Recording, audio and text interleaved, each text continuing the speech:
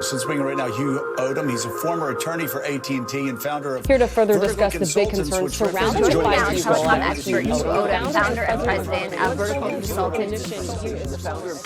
Vertical Consultants. Have you been contacted for a new cell tower lease agreement or been asked to renegotiate an existing one? Well, it can seem pretty overwhelming and complex. And of course, the cell tower companies do this every day, every week, every year, so they understand what they're doing. And sometimes, again, it gets overwhelming because you don't understand what you're actually agreeing to. Well, let's try to break this down very simply and understanding the three basic things that you're trading with them. Like any transaction, you're bartering with them. They're providing you a certain amount of rent, but you're giving them certain things in return. And you need to understand what the value of those things, those commodities that you're providing them. What are those commodities? Number one, time. You're providing them a certain length of time so they can lease your property. They can use and occupy that land. You're committing to them for a long period of time, sometimes 25, 30, 40, 50 years or more. And they're trying to get as much time as possible. Why? Because they never want to come back and have to ask for more. Why would they? If they can get you to agree to certain terms now, they don't have to come back, and you understand the value of that time at a later point in date. So understand, you're trading that time. Don't give up too much time. Try to limit the amount of the term of the lease. I know some people think, well, I want a long-term lease, but remember, you're committing. They're not. They can walk away at any point. The second element is space. How much space they want on your property. Again, they're going to come out to you and ask for 5,000, 8,000, 10,000 or more square feet. Do they need it? No. They're just trying to get more and more space so they don't have to come back to you and ask for that at a later time. They don't want to have to renegotiate with you under that lease. They want to be able to take that space and actually use it to make money for themselves. They're not going to do anything to the additional space they're leasing from you. All they're going to do is go to a company like AT&T, Verizon, and T-Mobile and allow them to use it. Do nothing to that space, that raw land that you're allowing them to use.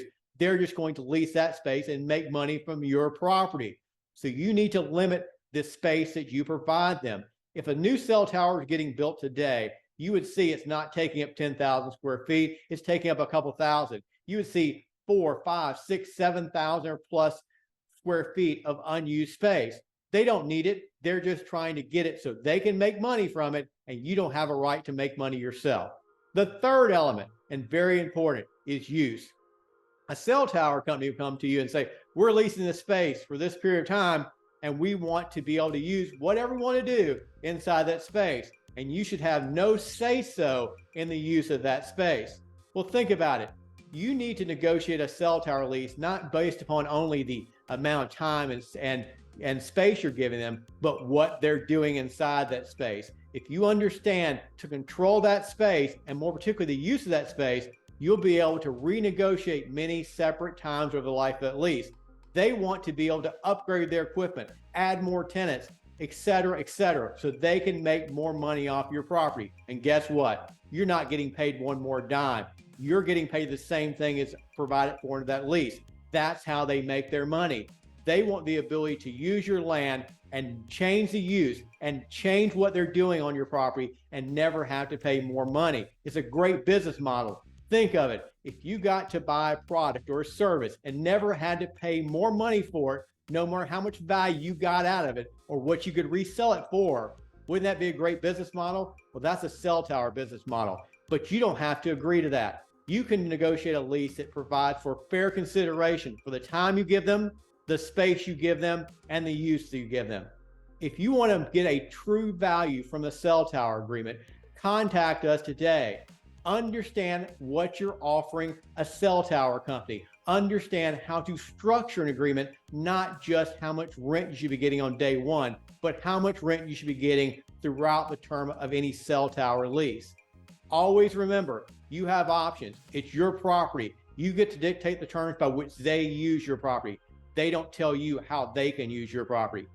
If you want to learn more about cell tower agreements, contact us today. And always remember, get more money, get a better lease, get vertical.